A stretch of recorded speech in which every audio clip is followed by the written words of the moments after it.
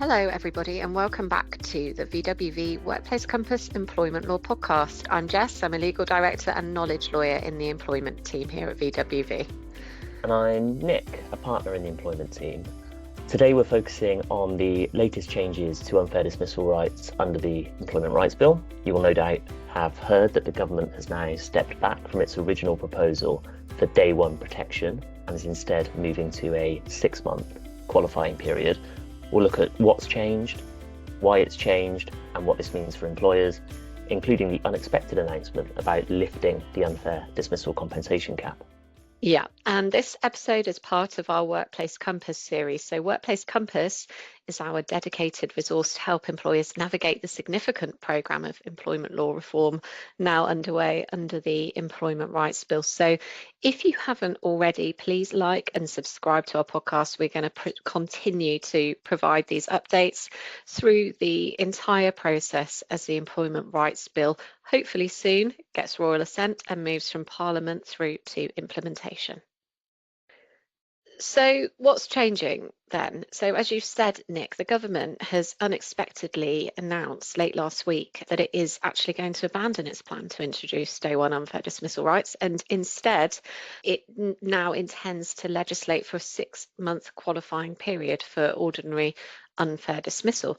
And this is, of course, what the Lords have been pushing for some time now. So this shift essentially follows those repeated defeats in the House of Lords and a growing concern that this hurdle was going to cause the bill to stall completely.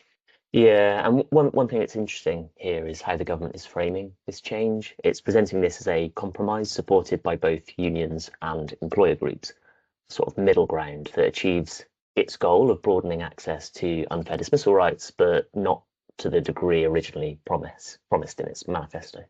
Yeah, that's right, Nick. And also, I've noticed from the press release announcing the change that the government is also placing great weight on the fact that its intention is that any future changes to the 6-month qualifying period would need to be made through primary legislation, which essentially means that once this is in place, it will be much harder for future governments to undo. That approach will restricts the use of delegated powers, meaning a future government would need to pass a full act of Parliament if it wanted to change the qualifying period again, either by increasing it or decreasing it.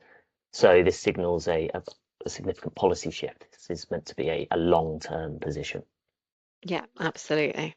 And there was a second big surprise in the press release that announced this change. So it not only confirmed the 6-month qualifying period, but also announced that the compensation cap is going to be lifted. But unfortunately, that is all it did say on that topic. So it didn't provide any detail or explanation of what that actually means. Yeah, it might be worth it just explaining that a little more. So someone who is successful with an unfair dismissal claim gets 2 types of compensation: a basic award, calculated in the same way as a statutory redundancy payment, and a compensatory award. The compensatory award is subject to a cap. The cap is the lower of 52 weeks of the claimant's pay and a figure set by legislation, which is currently just over £118,000. The £118,000 figure is increased in April each year. So for anyone earning below that £118,000 threshold, the 52 weeks pay cap will apply. Yeah, and that's why the phrase lifting the cap is a little bit ambiguous, we could say, because it could mean raising the cap or removing it completely or doing something in between. And some commentators have come out over the weekend suggesting that what the intention is going to be is to remove the 52-week limit on pay whilst keeping the overall cash ceiling. But we are going to just have to wait and see on that one, wait for the amendment papers to be published before we're going to know for sure what the government is envisaging. Yeah, it's worth remembering actually that the idea of removing all compensation caps for unfair dismissal is not new. It appeared in New Labour's Fairness at Work white paper in 1998 and resurfaced again in 2022. But it didn't make it into the current government's manifesto or the Making Work Pay document. So a move to a fully uncapped system would be completely unexpected. Absolutely. So moving on to look at some of the other bits and pieces around the change to unfair dismissal then, and another consequence of the move towards a 6-month qualifying period is what is it going to mean for the initial period of employment or the statutory probationary period, which our listeners will know was originally built into the bill alongside a so-called lighter touch dismissal process. And from everything we've seen so far, that whole framework now looks very likely to be dropped. The government's press release doesn't mention it. Once you move away from day one rights, the rationale for a statutory probationary period and an accompanying modified dismissal test largely fall away. Yeah, exactly. So unless the amendment papers surprise us, I think employers should probably assume that probation will remain a matter for contract and internal process rather than a statutory scheme. And that does raise a practical question of how probationary periods will operate under a 6-month qualifying period. Employers are going to have to manage that first 6 months much more tightly. Any concerns about performance, conduct, attitude, or general suitability will need to have been identified, discussed, and if necessary, acted upon before unfair dismissal protection kicks in at 6 months. So a standard probationary period of, say, 3 months could make sense because that gives employers a clear midpoint review, space to extend the probation if that's necessary, and also enough time to complete performance discussions or reach a termination decision before the employee reaches their 6 months of service. And as with all of these reforms, we'll need to wait for the amendment papers to confirm exactly what will be removed and what will remain. But the direction of travel is pretty clear. Employers will need to manage probationary periods tightly in order to avoid difficult scenarios where an employee reaches 6 months service before concerns have been identified, addressed, and if needed, acted upon. So what happens next then?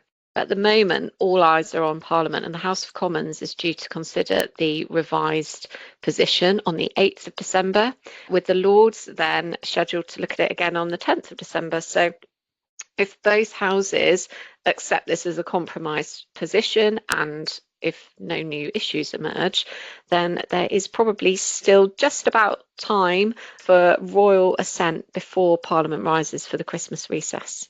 Yeah, and the key question is whether the remaining Lords' sticking points will now fall away.